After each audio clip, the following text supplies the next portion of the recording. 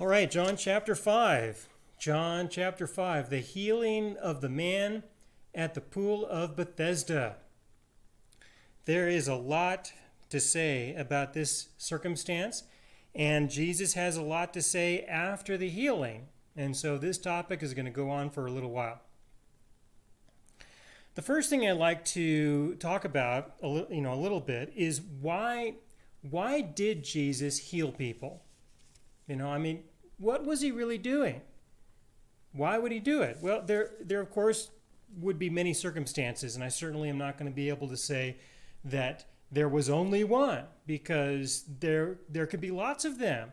Jesus would heal for the personal needs of individual, just to be kind, loving, that kind of thing. And that's good. There's nothing wrong with that at all. But most of the healings that we have recorded, from what I can tell from those that are recorded, a very important reason as to why he was healing people was so that it would provide him with a sense of credibility and give him some leverage, give him a sense of authority before the people, so that he could speak to them about things that he wants them to know, about things that he wants them to believe.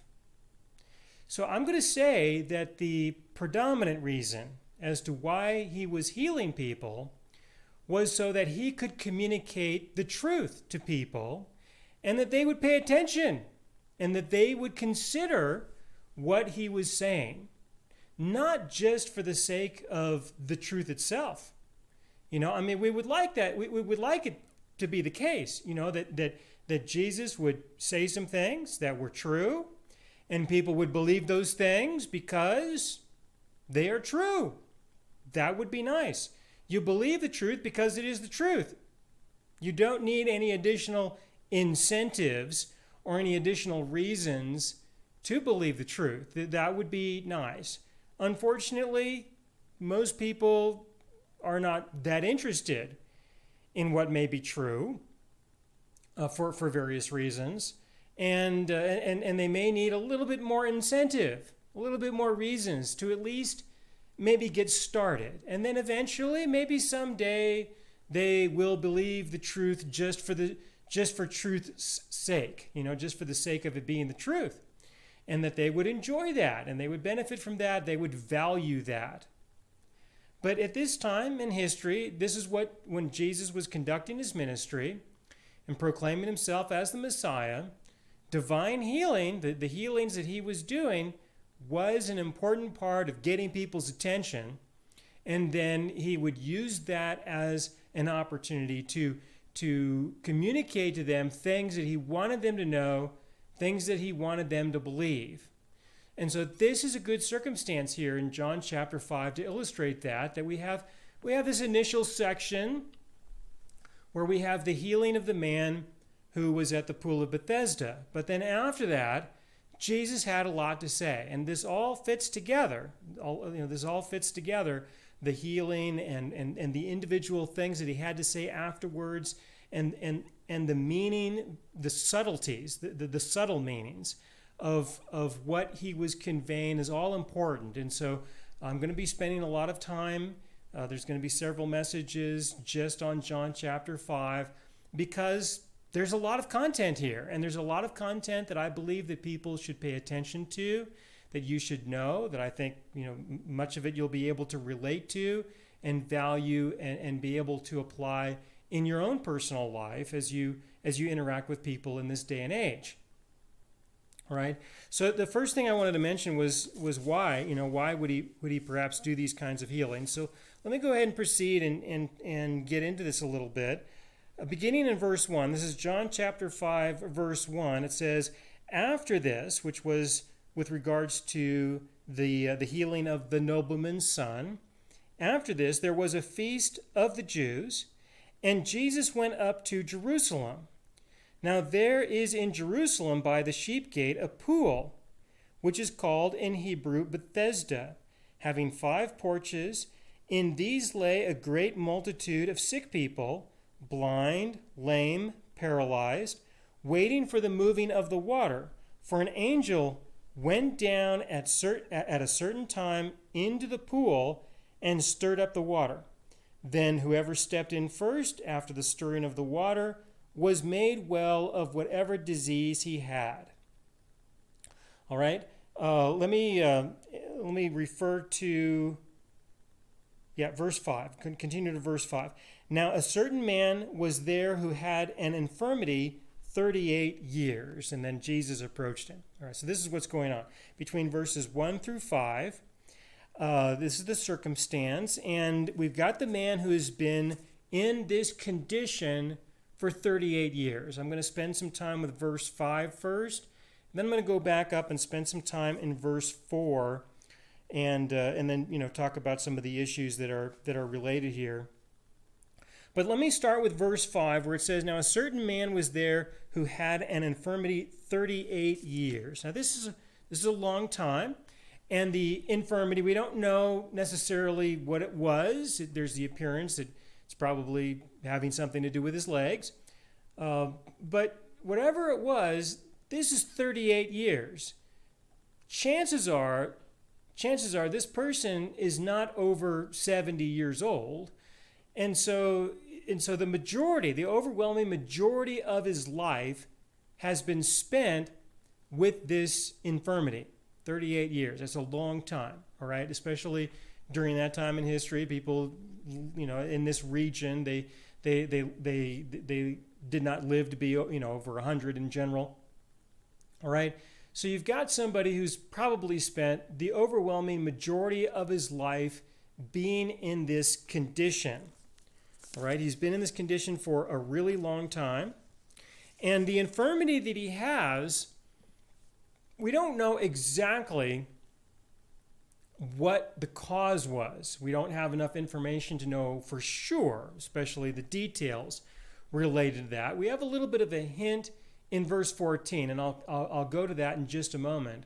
But when it comes to these kinds of infirmities, we could consider that they are the result of one of two different possibilities, one of two different options.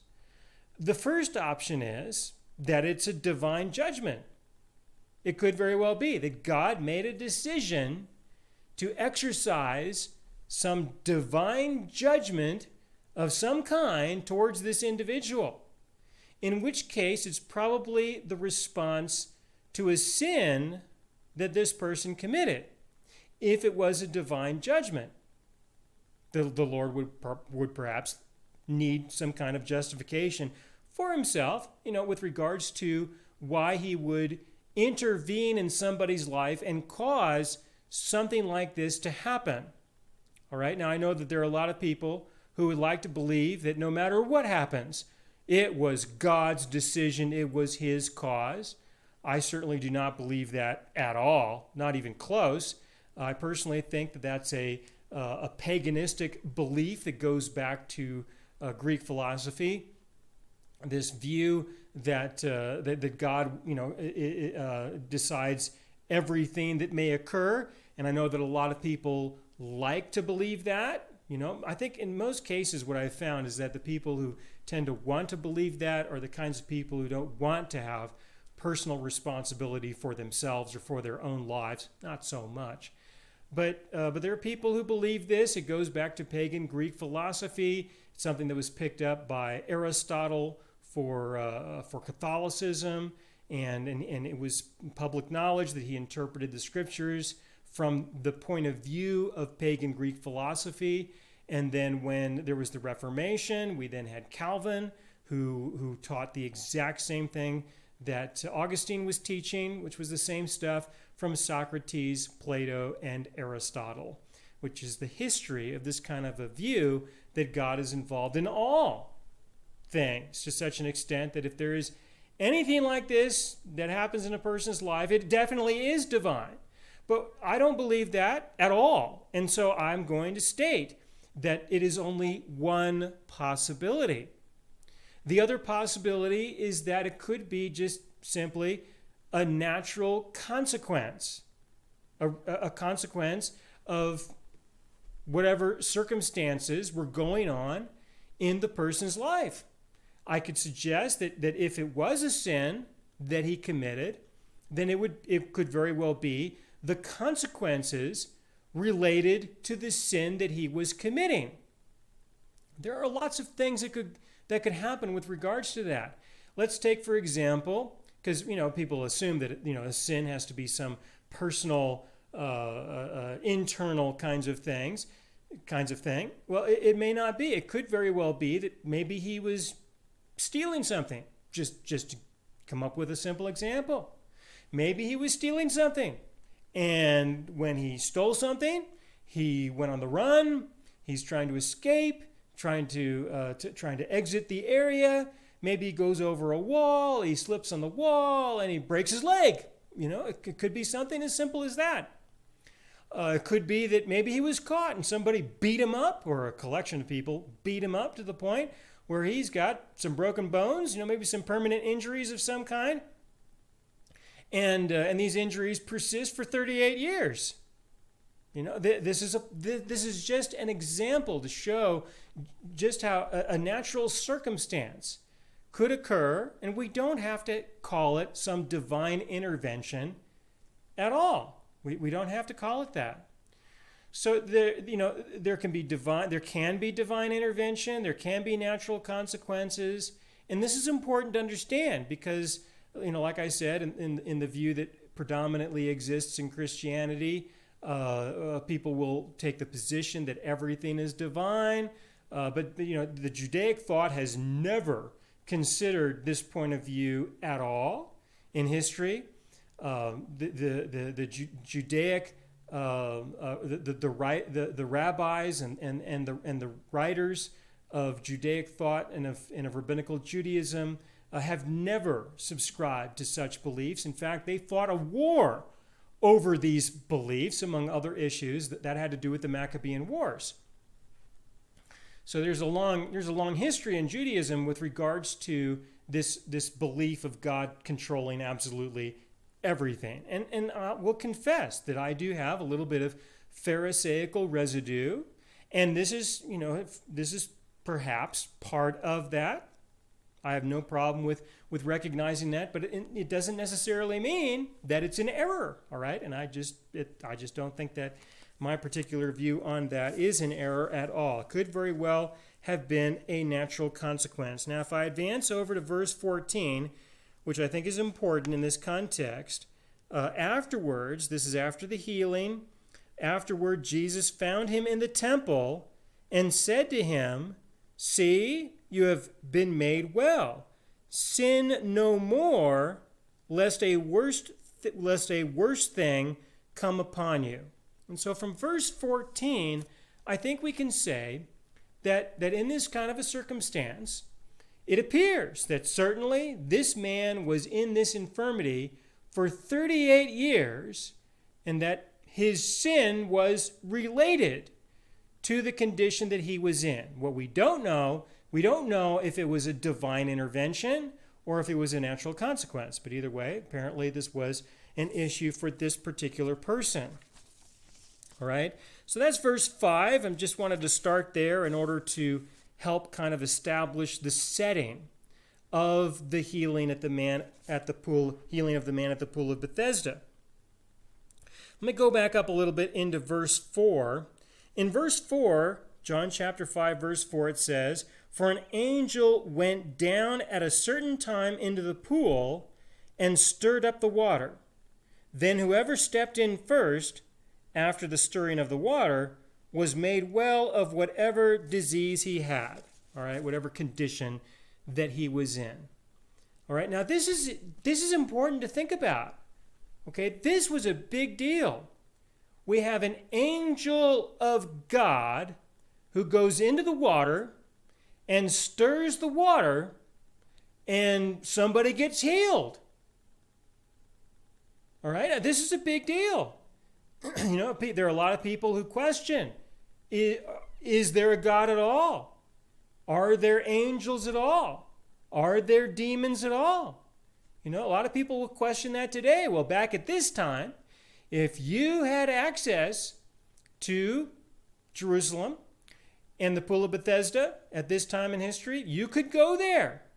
And if you waited there long enough, all right, at a certain time, if you waited there long enough, you could be a witness of this miraculous experience. You could be a witness to this. You may have no disease, no infirmity, nothing at all. Just bring some food, something comfortable to sleep on maybe. Maybe you have another person, working shifts so that you can take a break, go somewhere else. You could work this out so that this could be observed. And when this is observed, and somebody jumps, a whole bunch of people jump into the pool. All right, you've got all these people who are out of the pool, and then there's this, they're watching the pool, and then this stirring happens, and everybody jumps into the pool. All right, you got all these people there, and they all get into the pool as fast as they can at this moment. And the first one, the winner in this race is the person who gets healed, and you would be a witness of this miraculous event. All right, and then everybody gets out of the pool, and they wait until the next stirring. So that would be kind of interesting to observe. And then you would see the evidence that there is an angel. You would see the evidence that there is divine intervention. All right, and with this kind of circumstance, a person could have enough evidence to suggest that there is a God. Just like if somebody comes in contact with a demonic presence of some kind. This can backfire on the demons in the sense that a person would look at that and say, my goodness, if there really is a spiritual person of some kind like this who seems to be quite negative, then we would classify this person probably as a demonic person. Well, if there's a demonic person, then chances are there are angels. Chances are there is a real God. All right? And so there can be some additional evidence that a person can believe in and trust in, and it might. All right? Now, I've found that in general, it doesn't give a lot of people too much enthusiasm, but it might give a person a lot of enthusiasm to get to know this God. All right? Especially if they don't really care for the presence of this demonic person in their life. It might be in their interest to make some new friends. It might be in their interest to make some new friends. So maybe a few angels who would quite likely be able to have to engage in a productive conflict with this demonic presence and get this demon out of their life. Maybe continue to stand guard personally. It gives you an opportunity to believe that there is a God, and maybe you might have some renewed enthusiasm or some new enthusiasm to get to know this God personally, all right, and to build a good quality relationship with this God, because you probably would prefer to have him to be an integral part of your life. Unfortunately, there are a lot of people who just don't get so inspired when there's such a circumstance. But if you were there in Jerusalem at this time in history and you were a witness to this kind of activity, it could be quite inspirational. But today, if you go to the pool of Bethesda, all right, if you go there, you're not going to see this happening. All right, this is not what's going on over there right now. So this was something that happened at a specific time in history. And it's important to recognize that it was God's decision to do it at that time in history. And as far as we know, it did not happen for very long. After the ministry of the Lord Jesus, it apparently did not continue for very long, maybe 5 years, maybe 20 years or so. But at a certain point, God decided to stop participating in the activities there at the pool of Bethesda. And to ask that angel to withdraw, the angel would have withdrawn, and God would have given him some other tasks to go and do. All right? So I want you to consider that this was something that God decided to do, and he had an angel who was helping him out, who was a participant. He and the angel did something together. They did something together. I'm sure the angel was quite excited to be a part of this particular project, even though it didn't go on forever. But that he was a part of that. And who knows what he's doing right now? He's doing something else, but I'm sure he remembers what he was doing with God at this time, that this was something special for the angel and for God to do this together, and that this would be an increase in the quality of the relationship between the two of them. They've got some history together. They've achieved some great things together. This would be a good thing for the angel and God, right? But this is not going on anymore. This was something that they did for a short period of time. Now, I personally have the conviction, I have the belief that the reason, or at least the biggest reason, the most predominant reason, there could very well be other reasons, but that the main reason why God sent this angel and decided to participate with the people at the pool of Bethesda in this way was to establish the setting so that when God would manifest in the flesh and show up as Jesus at this appointed time, God would go to Jerusalem and he would do this healing, and then the conversations that would result from the healing that he would perform would give him an opportunity to speak to people about things that he wanted them to know, that he wanted them to believe. All right, that the circumstances would be such that there would be enough people, or a lot of people, who would pay attention to what he has to say. Right? At least because he just did this healing. People are going to question him about what's going on. Some people are going to be okay with what he did. A lot of people are not going to be okay with what he did. But regardless of whether people liked it or not, they were willing to listen to what he had to say right then and there. And you may notice, that sometimes it can be a little difficult to find people who are willing to listen to you. Maybe you've discovered that on occasion.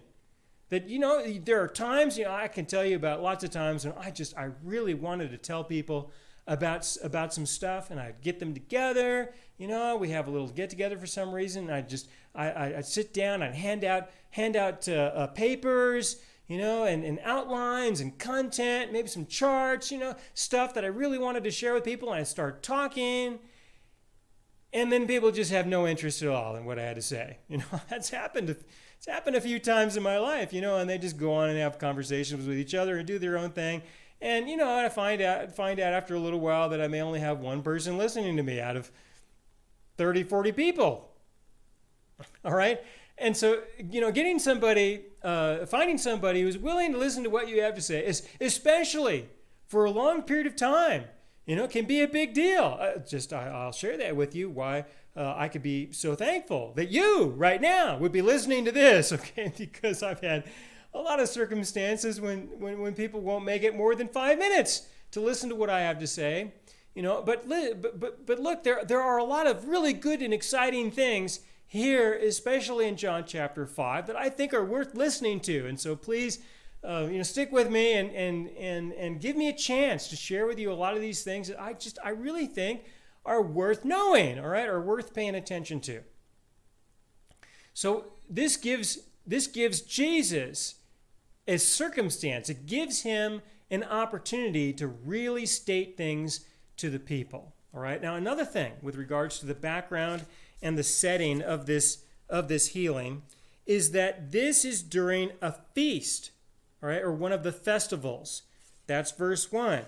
After this, there was a feast of the Jews, and Jesus went up to Jerusalem. All right. Now, there were several festivals that were appointed times in the law. God stated when he established the definition of the nation of Israel and the definition of the relationship between himself and the people. He said that there would be 7 appointed times, all right, 7 festivals or appointed times that would be established for the nation, and 3 of these specifically were the ones that were established in a way that he expected the people to show up in Jerusalem. Everybody in the nation would be expected to show up there at this time. You got the Feast of Passover, you got the Feast of Weeks, and you have the Feast of Tabernacles. So at this time, he's expecting that people are going to be there. And the main reason why I believe he established these festivals was for this time in history. All right, as well as other reasons, but I think a main reason, a big reason, probably the most predominant reason, was so that the entire nation of Israel would be there, or at least representatives of the people, of the families, would be there in Jerusalem. So you put all this together, and I think you can see that you have God and the angel participating at the pool of Bethesda in a way that there's going to be a lot of people who are there. Jesus would be able to use that circumstance that was created by God and the angel so that he can go there and do this healing. And he does it at this time when the entire nation of Israel are expected to be there according to the law of God. So what Jesus does is definitely going to be a public event. All right, this is going to be a very public event. And because of the miraculous nature of this, and because of the conflict that develops, because he heals this man, people are going to be talking. You know, this is going to make the news. All right, it's going to make the news in the sense that it's going to give all the people around town, all the people in the nation, it's going to be something that people can talk about. It gives people something to talk about. And people can ask each other, what do you think? What do you think? What does this person think?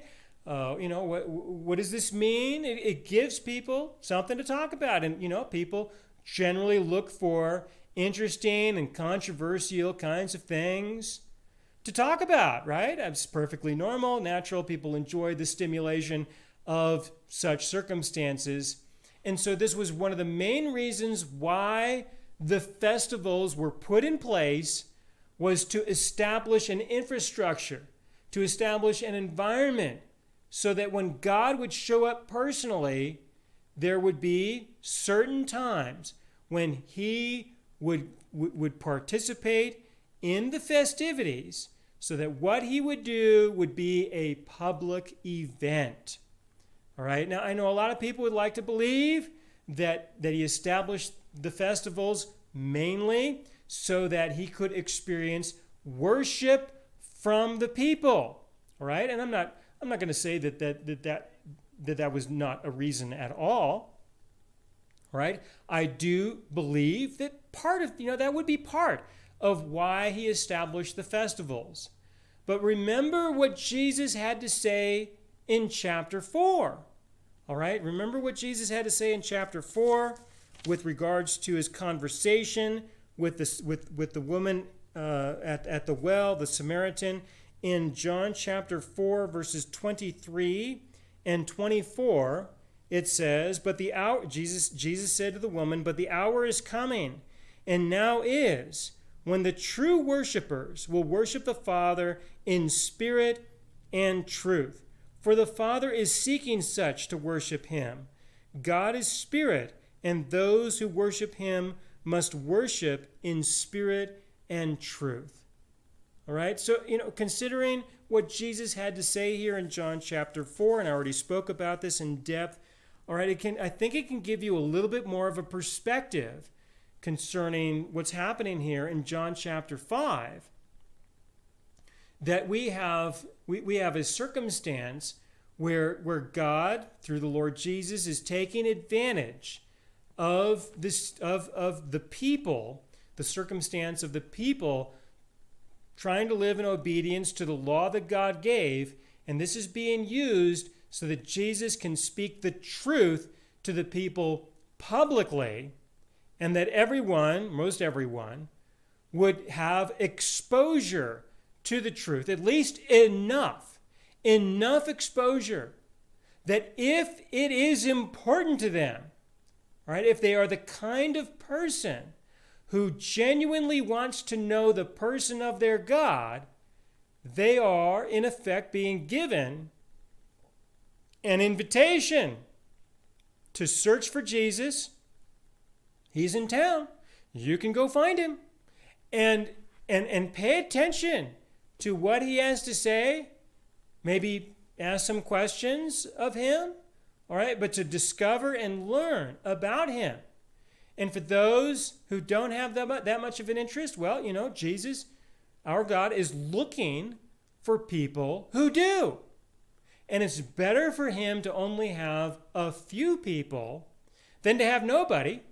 It's better to have at least a few people, even though the overwhelming majority of people will not pursue him in that way for those kinds of reasons. All right? Now, the power to heal is a big one. The power to heal is a big one. And, there's been conversations about this topic, especially in recent times, when it comes to people who claim that they have the power of God to heal other people. One of the common conversations that people have when it comes to this topic is that, well, if you have the power to heal people, then why don't you go to, where the sick people are? Try the hospitals.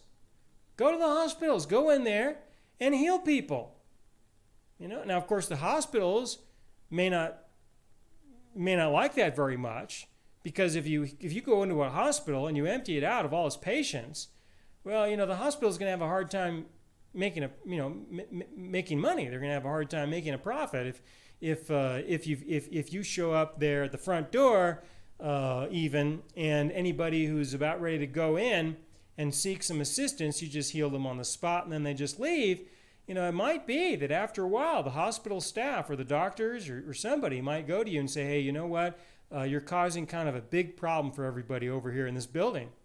You're causing such a disruption that we're going to lose our jobs. We're going to lose our livelihood. How are we going to make our mortgage payments? Or our rent payments? How are we going to pay for our transportation? How are we going to eat? All right. There can be some tremendous consequences related to that, so that it may not be in everyone's interest for someone to go and heal a bunch of people. All right. But putting that aside, one of the responses or one of the defenses that people give is that, well, you can't really do that because the people also have to maybe have faith. Maybe they have to have faith. There has to be maybe they need to repent. There will tend to be some list of criteria that people come up with, a certain set of criteria where they say, well, if these conditions are met, then the person will be divinely healed. And if we try and they don't get healed, then it's just simply because one of these divine conditions, some of this criteria, just hasn't quite been met yet.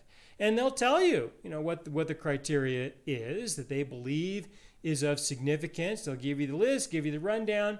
Well, in this particular situation, that's not what happens at all. Jesus goes in at the pool of Bethesda, and he effectively just heals this man. He asks him if he would like to be made well, but the man doesn't even answer the question. Really, he doesn't say whether he wants to be made well or not necessarily. Jesus just simply heals the man. And what's really interesting about this situation is that the behavior of the man afterwards does give an indication that he didn't really want to be healed. All right, so what kind of criteria is that? If you go and impose yourself on somebody and you heal them, and maybe they didn't really want that, and you might wonder, well, Well, how could that be? Well, let me tell you a little bit more about the background and the setting of this particular healing here. In this society, there was a division between the people, right? There were several divisions, really. But there was a division between those who were healthy and those who were sick. Okay? There was a division between those who were in good condition and those who had such infirmities. And the division was, at this time, it was predominantly caused by the religious beliefs of the people. Now, of course, not everyone held to significant religious beliefs. There were believers, there were unbelievers, there's a whole variety of people, of course. But in general, people would take the position that if I am healthy and if I am well, then that is an indication that I'm kind of good with God. That I'm doing okay with God, that God is not seeing me as someone that he has to divinely intervene in my life and cause some disruptions, because there is the risk that I might cause too much damage or destruction or pain and suffering in the lives of the people of this community. All right? And that those who do have some health problems, well, this is a person who's under the divine judgment of God in a way. And it could be a natural consequence, but in general, people would have the bias that this was a divine intervention, instead of having the bias or making the assumption that the greater probability would be just a natural consequence. And a lot of this was motivated by the religious pride that would be encouraged by the law, all right, by the Mosaic law. And when you have a society that is such that the people would observe the festivals, and go to town. Most of them are going to be encouraged to participate in these things out of a religious point of view. If people are going to participate in the things of the temple, why be a part of that at all if you're not religious to some extent? All right, why even bother? But people were. There were a lot of people who were participating in those things.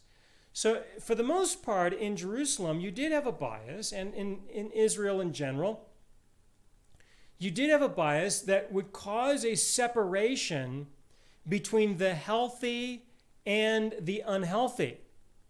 All right. Also, between the prosperous and the not so prosperous, between the rich and the poor. All right, or depending upon what wealth class that you were in, and that had a lot to do with the beliefs concerning divine intervention. That if you didn't sin as much as other people did, that God would divinely intervene in your life. He would bless you, and the evidence of God blessing you would be defined according to the volume or the amount of wealth that you had.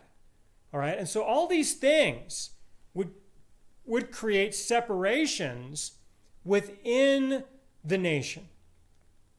All right? You would have separations. You have divisions. There would be different communities that would form because of these different circumstances. All right. Now, in this case, what we've got is we've got the circumstance where we've got the community of people who are healthy and the community of people who are not so healthy. All right. You wouldn't find the healthy people there at the pool of Bethesda. You go to the pool of Bethesda, you're going to find all the sick people, all the injured people, all the lame people, all the people who need a divine healing for whatever medical condition they've got. That's what you're going to find there. And people are going to be waiting there for the moment. All right, they're going to be setting up camp. Okay, they're going to have their beds. They're going to live there for the most part. They're not going to leave. It's not likely they're going to leave until shortly after the stirring of the water. The stirring of the water happens. We got somebody who gets healed. Chances are this is not going to happen in the next hour or two. It's time to leave the pool of Bethesda and go ask the healthy people for money, all right, or something. Okay, that's when you go and do your shopping, okay, or you do your activities, or maybe you can do some work. You go do that. Whatever you do, that's when the community kind of disperses, goes out into Jerusalem, and the people will do the best they can. And so, this would be a noticeable event for the healthy, all right? For the people in Jerusalem, they would notice, looks like people are coming out of the pool of Bethesda. All right, they're coming out. That means somebody just got healed. Now here comes all the sick people. All the people who are under the divine judgment of God, now they're coming out, and they may adjust their behavior accordingly. But I want you to understand that you've got two different communities of people. And the community at the pool of Bethesda is a whole bunch of people with medical problems who probably take the position or have the belief that they are under the divine judgment of God, and they are seeking out the divine intervention, because God himself is the only one who can set them free from the divine judgment that they're probably under. Now, if you've got this bias amongst the people that there's divine intervention when it comes to this, if you've got this bias, all right, then you've got a division within the communities, so that if you have one of these serious medical conditions, if you're in this kind of a circumstance, you're going to find the greatest amount of personal acceptance among all the sick people. All right? I mean, if you've got a problem that probably is the result of divine judgment, then you are going to experience some rejection from those who are healthy, especially those who are highly religious. You're going to experience some rejection amongst the healthy community. So if you want some personal acceptance, if you want to be a part of a group of people, if you want to be with some people who won't despise you, who won't look at you that way, and you've got a serious medical condition, you need to go hang out and join the other community of people. That's where you need to go. And because of this measure of acceptance, the community of the unhealthy people would not necessarily want to have any of the healthy people around them either. They may not want that, Let me put it to you this way. In today's culture, all right, in the world today, in the cultures of today, you will probably notice that those who have deep convictions about the living God, about the morality defined by him, about what he believes concerning what is good and what is evil, what is right and what is wrong, if you embrace that, if you embrace those views that God has, you'll probably notice that those who don't believe in those things, they don't really want to hang around you very much. You may notice that. They may not like you. They just might not. Probably because they will feel a sense of judgment, a sense of condemnation, and not because you say anything even, but just because your presence offends them. Okay? And so it's not just about religious people pushing unhealthy people out of their lives. There is also the aspect of the unhealthy people pushing the religious healthy people out of their lives. That there will be a reasonably strong division between the community in Jerusalem, between the community of people who are hanging out at the pool of Bethesda and then everybody else. A strong division. I'm spending a lot of time with this because I want you to understand that there is great risk, tremendous risk for a person who is a part of the unhealthy community there at the Pool of Bethesda. There is great risk if they get healed. All right, I mean, if they get healed, if they jump in the pool, if they get in there and they are healed, now they're fine. Right? Now they're good. Now they're doing well. Okay? How is their life going to change? It's going to change in a big way, you know? Now it's time to leave the community. I mean, come on, you got in the pool, you got your divine healing. Why would you be hanging out at the Pool of Bethesda anymore? All right, it's time to go. It's time to leave. In fact, you know, since you got in before everyone else, you know, there might be a few people who really wanted to get in there. They're not going to like you very much. Okay? I mean, there is going to be an attitude that people will kind of have against those who win the race, you know, those who get in the pool, those who get their divine healing. You know, the other sick people around there are going to have a little bit of an attitude, and you are going to have to leave that community. You are out. You are out of there. You had better go. So then you go in to the community there in Jerusalem, and it is now time to find a way to be a participant amongst the people there. All right? And you would think that, you know, people would be excited and welcome you. Hey, this is great. You got healed. Obviously, God is with you now. Obviously, God has given you his stamp of approval. But no, you know, a lot of people would be thinking, yeah, well, you might sin again, and then something worse may happen to you. But hey, that could very well be who you are. And well, the Lord gave you another chance, but you blew it. I mean, there is some risk. There could be a lack of trust amongst many people. You're going to have to find the community of people who would be willing to give you a chance. And there would be a lot of communities of people who would not be willing to give you a chance, not right away.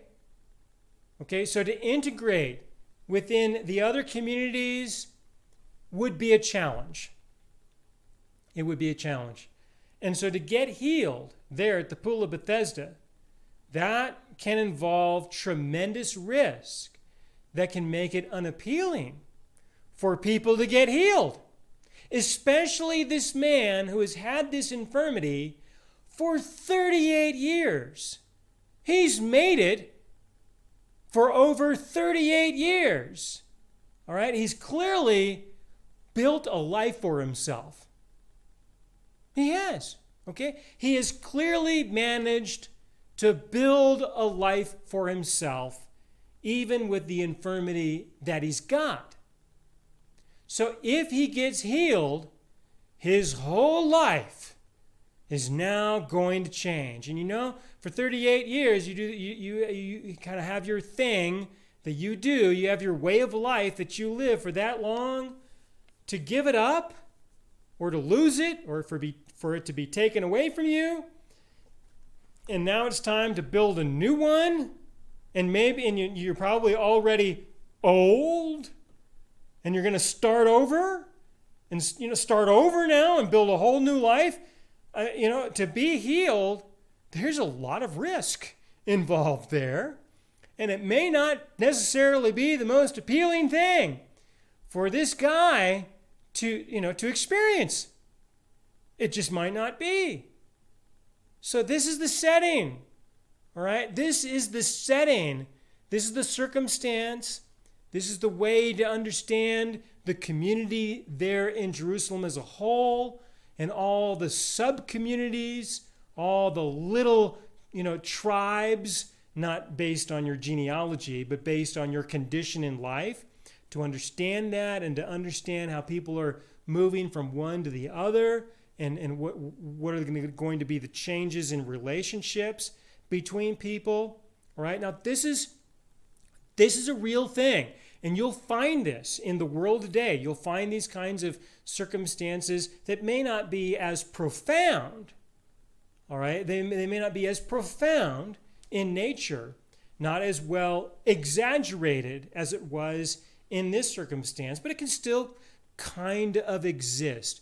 And to recognize that can help you navigate a lot better throughout the overall community that you have and all the little communities within that community, and to understand a lot of the dynamics that exist as you try to build relationships with other people, especially when they're not a part of your community, and to integrate with other communities, to interact with them, and to find ways to be able to build relationships with other people, especially because you want to tell people about Jesus. And for them to take the time to listen to you, you're going to have to be a part of their life to an extent, whatever that might mean, or whatever that might involve. You need to be a part of their life to the extent where they will be willing to listen to you long enough that you can share with them the truth that God has revealed to you. All right? So what does Jesus do? Verse 6. John chapter 5, verse 6. When Jesus saw him lying there and knew that he had already been in that condition a long time, he said to him, "Do you want to be made well?" All right? Now, this is a big question. This is a big question when you consider all of that. And this is why the sick man answered him, "Sir, I have no man to put me into the pool when the water is stirred up, but while I am coming, another steps down before me." And there's a lot to be said about all of that in light of what I just described. But for the sake of time, I'm going to get into verses 6 and 7 and what happens after that in the next message. I'll address that there. This is a good place to pause and then get into some of the details. And so make sure that before you listen to the next message that you review this one. Okay, it would be in your interest to review this one and be familiar with the content, because I'm gonna speak about this content and this message quickly as I go through these other verses. All right, I have a question for those of you who are in your small groups. This is a question just to facilitate some conversation. What kinds of struggles have you had with unbelievers or the religious people when you believed the gospel or grew in your understanding of grace? When you believed the gospel or grew in your understanding of grace, there was a change within you. And when this change happened, then this may very well result in some consequences that could change the relationships that you have with other people. So what were some of those struggles that you experienced with the communities that you were a part of? And I think that this is a good thing to have conversations about. All right, let's pray. Dear God, thank you for this time that we could spend to review the history and the background and the circumstances at this time for this healing, so that we can be better prepared to understand the implications of what happened and to appreciate what Jesus had to say to the people after he healed the man at the pool of Bethesda. And I thank you for this in Jesus' name. Amen.